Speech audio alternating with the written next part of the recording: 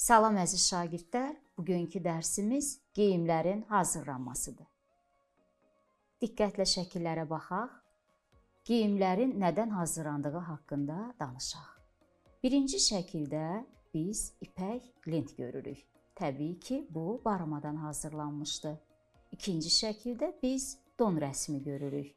Bu isə pambıqdan hazırlanmışdı. Üçüncü şəkildə yun şaket görürük. Bu da qoyun yunundan hazırlanmışdı. Növbəti şəkillərə baxaq. Yun parçanın hazırlanması haqqında danışaq. Şəkillərin altında verilmiş sözlərdən istifadə edək.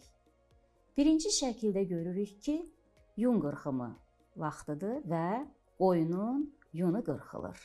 İkinci şəkildə isə yun yuyulur, təmizlənir. Üçüncü şəkildə yun daranır. Dördüncü şəkildə isə yunu əyirirlər. Beşinci şəkildə isə yun artıq toxunmaq üçün istifadə olunur və yun parçalar toxunur və daha sonra isə ən sonuncu şəkildə yun parça hazırlanıb, ondan paltarlar tikilir. Gəlin indi dinləmə mətnimizdə dinləyək, verilmiş cümlələri mətndəki ardıcıllıqla uyğun şəkildə oxuyacağıq. Pambığın hekayəsi. Biz bir vaxtlar kiçik toxumlar idik. Bir əkinçi bizi tarlada torpağa səpdi. Bir müddət sonra cücərdik və çiçək açmağa başladıq.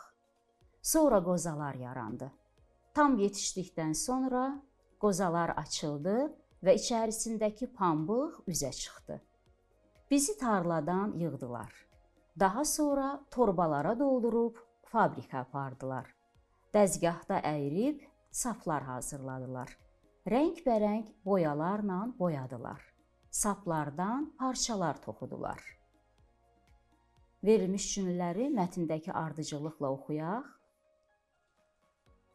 Fabrikdə saplar boyanır, tarlada pambıq yetişir, saplardan parça hazırlanır, yığılmış pambıq fabrikə daşınır, pambıqdan saplar hazırlanır. Burada qarışıq verilib, təbii ki, siz ardıcıllıqla düzsəniz, ikinci, dördüncü, beşinci, birinci, üçüncü sıralar artıq ardıcıllıqla düzülmüş olur. Yəni, tarlada pambıq yetişir, yığılmış pambıq fabrikə daşınır, pambıqdan saplar hazırlanır, fabrikdə saplar boyanır və saplardan parça hazırlanır. Növbəti tapşırığımız. Sözlərə çı, çi, çu, çü hissəciklərini artırıb yazaq. Alınmış sözləri izah edək. Birinci sözümüz traktor sözüdür. Traktor sözünə çu şəkilsini artırsaq, traktorçu peşəsi yaranır. Traktorçu kimdir uşaqlar? Traktoru idarə edən şəxsdir. Əkin sözünə çi şəkilsi artırsaq, əkinçidir. Əkin-biçin işləri ilə məşğul olan insandır. Üzüm, üzümçü yaranır.